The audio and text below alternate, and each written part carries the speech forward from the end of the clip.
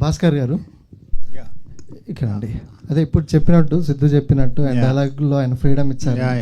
కథపరంగా ఆయన ఇన్వాల్వ్మెంట్ ఎంత వరకు ఉంటుంది? స్టోరీ వెరీ స్ట్రాంగ్గా ఇది కథ అన్నది ఉంటుంది కదండి. బట్ డైలాగ్స్లో ఏంటంటే అందులో ఏం కంటెంట్ కావాలన్నదే ఇంపార్టెంట్. ఆ కంటెంట్ ఇచ్చేస్తే సిద్ధు ఎలా అంటే, ఇప్పుడు అది ఎండ్లో చూసారు కదా ట్రైలర్లో, అది న్యాచురల్గా వస్తుంది.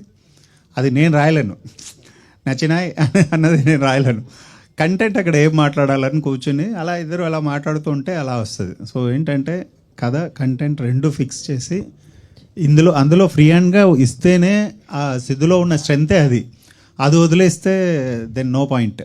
సో అందువల్ల ఆ క్రెడిట్ తనకి. స్క్రిప్ట్లో ఆయన ఇన్వాల్వ్మెంట్ ఏమైనా ఉందా? డెఫినెట్గా మేము కథ బిగినింగ్లో చెప్పాము, కథ ఓకే అయింది కదా, మాట్లాడిన తర్వాత ఎక్కడెక్కడ ఏదేది ఇంకా ఎన్హాన్స్ చేయొచ్చు అన్నది మేము ఆల్వేస్ మాట్లాడుతూ ఉంటాం.